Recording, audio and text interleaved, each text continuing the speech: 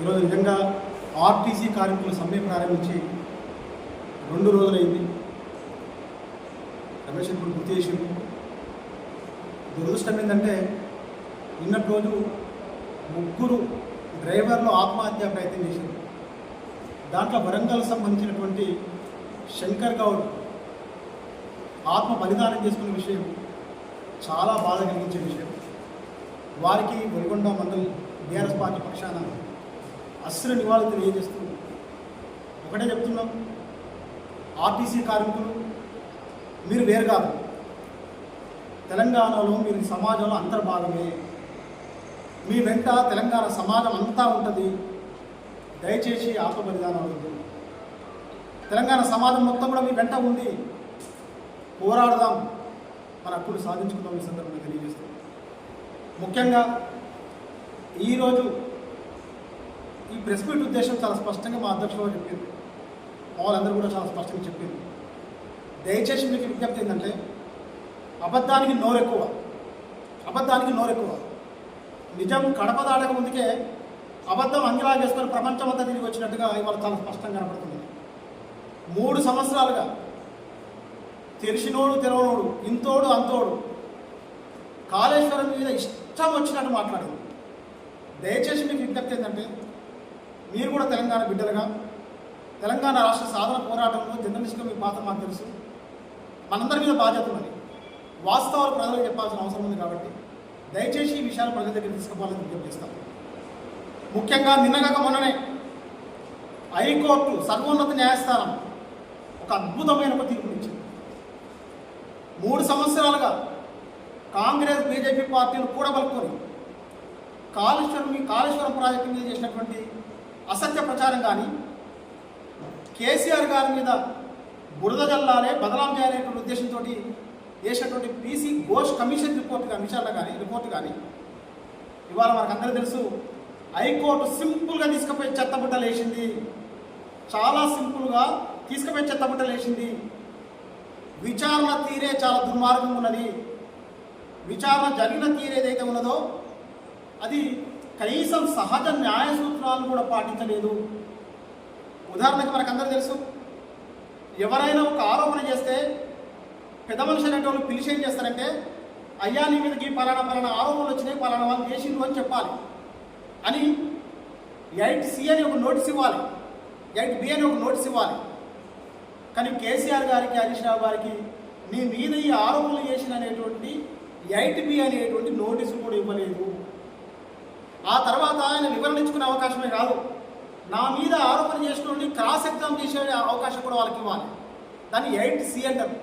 1952 commission చట్టం ఏదైతుందో commission చట్టం చాలా స్పష్టంగా చెప్తున్నది. కానీ సుప్రీంకోర్టు న్యాయమూర్తి వారికి తెలవదని కాదు, కానీ వారిని పూర్తిగా ప్రభావితం చేసి ఆ రోజుల్లో బీఆర్ఎస్ పార్టీ చెప్పినట్టుగానే పీసీ ఘోష్ కమిషన్ కాదు, ఇది పీసీసీ కమిషన్, కాంగ్రెస్ పార్టీ నివేదిక ఇది అని చాలా స్పష్టంగా కేటీఆర్ గారు చాలా స్పష్టంగా చెప్పారు.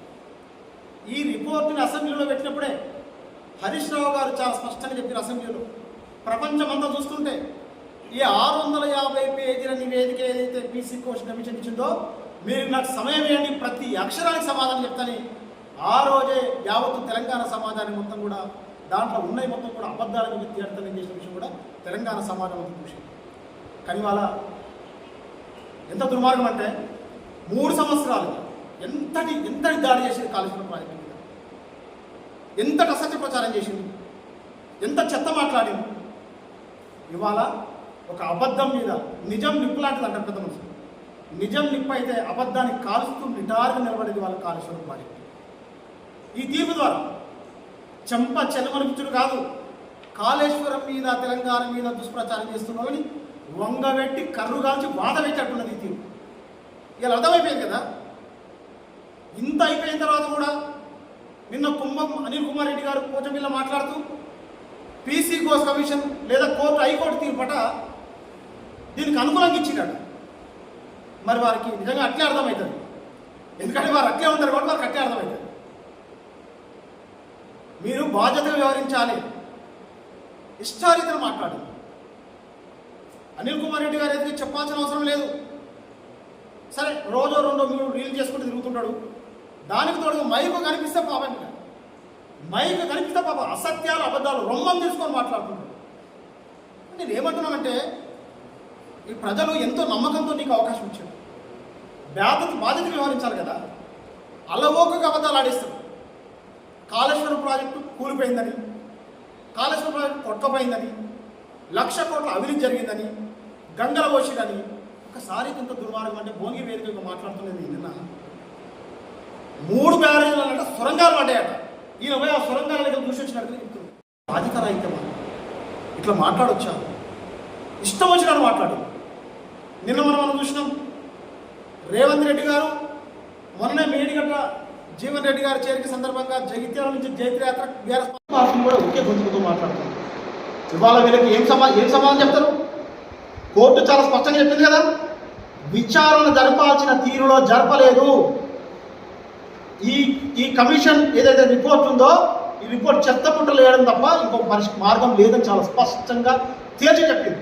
అయినప్పటికీ కూడా ఇప్పటికీ సిగ్గు లేకుండా ఇప్పటికీ తప్పుడు పద్ధతిలో మాట్లాడుతూనే ఉంది కాంగ్రెస్ పార్టీ. ప్రజలకు విషయం అర్థం కాదనుకుంటున్నారు. మీరు ఎంతగా ఇవాళ చాలా స్పష్టమైంది కదా, ఇవాళ స్పష్టమైపోయింది. వాళ్ళే అన్నారు కాళేశ్వరం ప్రాజెక్టు కూలిపోయిందన్నారు, కాళేశ్వరం ప్రాజెక్టు కొట్టకపోయిందన్నారు, 1,00,000 కోట్ల అవినీతి జరిగిందన్నారు. మొన్న మేడిగడ్డ ఏమంటున్నాడు రేవంత్ రెడ్డి గారు, ఈ 2 పిల్లలను బాగు చేస్తా మళ్ళా దీన్ని వాడతా అంటున్నాడు. మరి 1,00,000 కోట్లు కొట్టకపోతే, కాళేశ్వరం మునిగిపోతే మరి ఎట్లా రిపేర్ చేస్తున్నావు ముఖ్యమంత్రి గారు? ప్రజలు పిచ్చోదా? ప్రజలకి ఏం అర్థం కాదా? మీరు ఏం చెప్పిన ప్రజలు నమ్ముతారనుకుంటారా? మా వాళ్ళు ఇప్పటిదాకా మాట్లాడారు. కాళేశ్వరం మొత్తం ప్రాజెక్టుకి అయిన ఖర్చే 93,000 కోట్ల రూపాయలు అయితే, దాంట్లో వాస్తవంగా బీఆర్ఎస్ గవర్నమెంట్ 2014 నుంచి 23 వరకు ఖర్చు పెట్టింది 83,000 కోట్ల రూపాయలు మాత్రమే. 2014 పూర్వమే 10,245 కోట్ల రూపాయలు అప్పటికున్న కాంగ్రెస్ గవర్నమెంట్ ఖర్చు పెట్టింది. ఈ 83,000 కోట్ల రూపాయలు ఖర్చు పెట్టిన దాంట్లో 1,00,000 కోట్ల అవినీతి ఎట్లయితుంది? తలకాయ ఉన్నోడు ఎవరైనా అట్లా మాట్లాడొచ్చా? అంటే కాంగ్రెస్ వాళ్ళకు బీజేపీలకు తలకాయ ఉందనుకోవాలా? ఏది చెప్పినా ప్రజలు అంతా అనుకోవాలి. మీరు వ్యవస్థను ఇష్టం వచ్చినట్టు వాడతామనుకుంటే న్యాయస్థానాన్ని వాళ్ళ సమాధానం చెప్తుంది. వాళ్ళు చెప్పింది కదా, న్యాయస్థానం సమాధానం చెప్పింది కదా. 83,000 కోట్ల రూపాయలు ఖర్చు పెడితే దాన్ని 1,00,000 కోట్ల అవినీతి ఎట్లా జరుగుతుంది?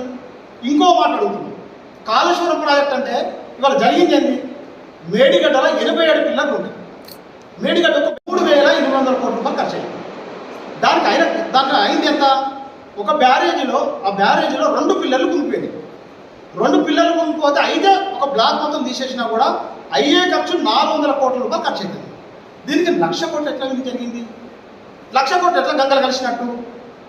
ఇష్టం వచ్చినట్టు మాట్లాడచ్చా? అసలు కాళేశ్వరం ప్రాజెక్ట్ అంటే వీళ్ళకి అసలు తెలుసా అని డౌట్ వస్తుంది ఒక్కోసారి. ఈ తెలిసే మాట్లాడుతున్నా, తెలుగు మాట్లాడుతున్నా, వాస్తవంగా ఏంది కాళేశ్వరం ప్రాజెక్ట్ అంటే? దీని స్వరూపం అసలు అర్థమైందా వీళ్ళకి? వీళ్ళకి ఫస్ట్ తెలంగాణ అర్థం కాలేదు, వీళ్ళ గుండెలో తెలంగాణ ఆత్మ లేదు, తెలంగాణ దుఃఖం తెలదు. తెలంగాణ కాళేశ్వరం ప్రాజెక్ట్ కూడా అర్థం కాలేదు. వాళ్ళు ఇష్టం వచ్చినట్టు మాట్లాడుతున్నారు. కేవలం ఒక మేడిగడ్డ బ్యారేజీ కాదు, 3 బ్యారేజీలు ఉన్నాయి, 15 రిజర్వాయర్లు ఉన్నాయి, 19 సబ్ స్టేషన్లు ఉన్నాయి, 21 పంప్ హౌస్లు ఉన్నాయి, 203 కిలోమీటర్ల టన్నెళ్ళు ఉన్నాయి, 1,500 చిల్లర కిలోమీటర్ల కాలువలు ఉన్నాయి. ఇన్ని కలిస్తాయి కదా కాళేశ్వరం ప్రాజెక్ట్. ఎక్కడ 80 మీటర్ల నుంచి 640 మీటర్ల ఎత్తు వరకు తీసుకొస్తుంది సముద్ర మట్టం నుంచి. ఇది కదా కాళేశ్వరం అంటే. ఎంత బాధ్యత రాహిత్యం?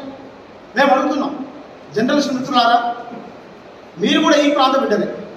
ఒక్కసారి ఆలోచన చేద్దాం. 2014 పూర్వం మన గ్రామాలు ఎట్లా ఉంది ఒక్కసారి ఆలోచన చేయండి. అప్పుడు అర్థమవుతుంది కాళేశ్వరం ప్రాజెక్టు. తాగే నీళ్లున్నాయా? పశువులకు మేత బోర్ల మీద బోర్లు వేసి అప్లపాలై ఆత్మహత్యలు చేసుకున్నటువంటి దూరం మీద మన కళ్ళతో కనపడలేదా? ఎంతమంది రైతులు ఆత్మహత్యలు చేసుకున్నారు? ఆ తర్వాత లాస్ట్కు భూములు సారవంతమైన భూములు ఉన్నా ఉపాధి లేక వలసలిపోయి బతికారు కదా ఈ తెలంగాణ ప్రాంతం.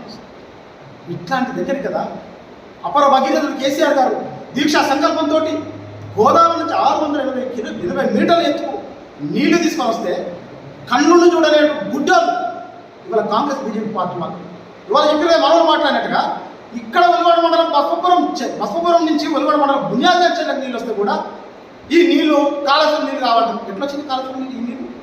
ఆకాశానికి ఉంచుకోండి. ఎట్లా వచ్చినాయి? 250 కిలోమీటర్ల దూరం ఈ నీళ్లు ఎట్లా వచ్చినాయి? బిక్కేరు వాళ్ళు వాడుతున్నాయి కదా కాళేశ్వరం జలాలు. కేసీఆర్ సంకల్పం నుంచి వచ్చిన నీళ్ళు కదా. ఎట్లా మాట్లాడతారు మీరు? ఎట్లా మాట్లాడతారు?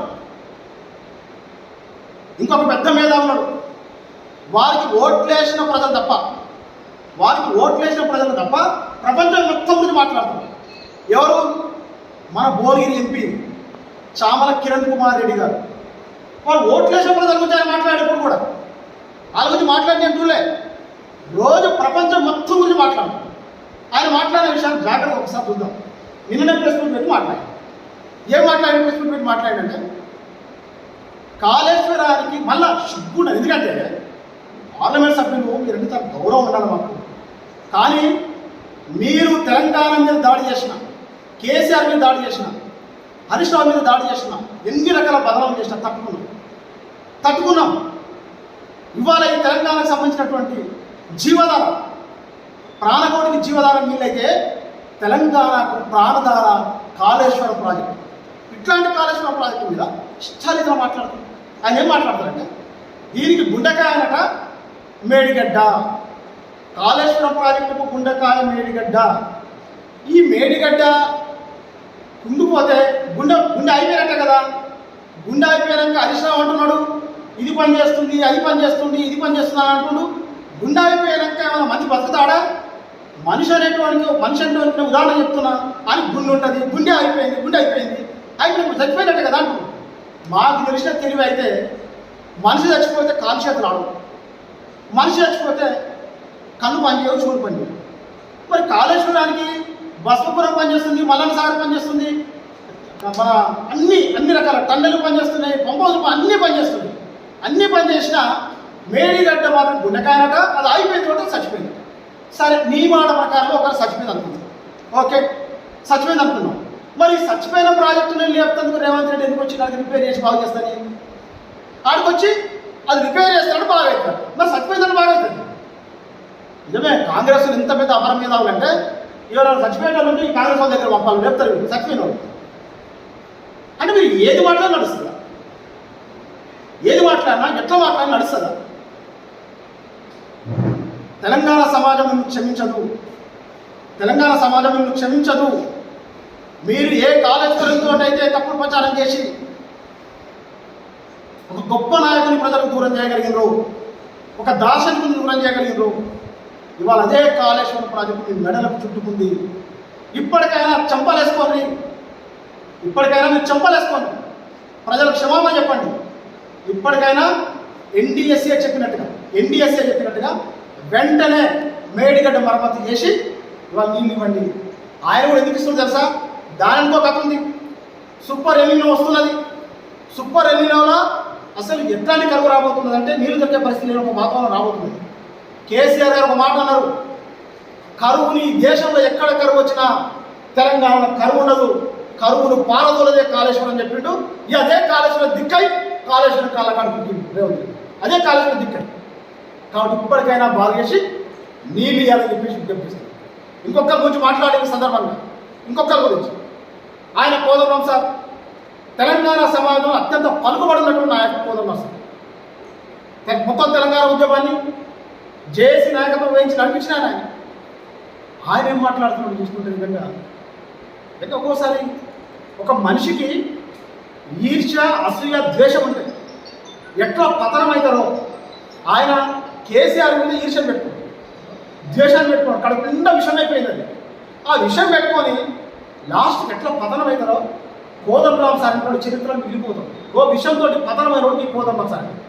ఇప్పటిదాకా జేఏసీ చైర్మన్గా తెలంగాణ సమాజంలో మొత్తం తెలుగు సమాజం పలుకుబడి ఉన్న వ్యక్తిగా ఉండేది. కానీ వాళ్ళ విషయాన్ని నింపుకొని వాళ్ళ వస్తాయి. ఆయన ఏం మాట్లాడతారంటే ఇంతదానికే బీఆర్ఎస్ సంబరాలు చేసుకుంటారు, ఇంతదానికే బీఆర్ఎస్ సంబరాలు చేసుకుంటారు. ఆడ మేడిగడ కూలిపోయింది కదా, కనిపిస్తుంది దాంట్లో. నిజమే కోదండరాం సార్, అది నీకు కనిపించలేదా? 8 మంది చచ్చిపోయారు కదా, 6 శవాలు అలానే ఉన్నాయి కదా, నీకు కనపడలేదా అని అడుగుతుంది. మరి అక్కడ కూడా రేవంత్ రెడ్డి గారి మీద కేసు పెట్టాలి కదా, ఉత్తమ్ కుమార్ రెడ్డి గారి మీద కేసు పెట్టాలి కదా. మేడిగడ్డ కూలిపోయింది కదా, కనిపిస్తుంది కదా అని కోదండరాం సార్ చెప్తున్నాడు. మరి ఎస్ఎల్బిసి టన్నెల్ కూలిపోయి 8-6 శవాలు టన్నెల్ ఉన్నాయి కదా ఈ కనపడుతుంది. సుంకిశాల రిటర్నింగ్ వాళ్ళు కూలిపోయి 1200 కోట్ల రూపాయలు నష్టం కూలిపోయింది కదా ఈ గవర్నమెంట్ వచ్చిన తర్వాతనే. అది నీకు కనిపిస్తుంది కదా. పెద్దవాళ్ళు కొట్టపోయింది కదా, అది నీకు కనపడుతుంది కదా.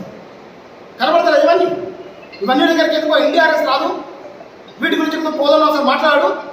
విషయం నిన్ను వెళ్ళ విషయాన్ని అనుకున్నటువంటి మనుషులు మొన్న జగిత్యాల చరిత్ర సభతోటి తేటతనం అయిపోయింది. సమయం కోసం చూస్తున్నారు, అవకాశం రావాలే దాని చూస్తున్నారు.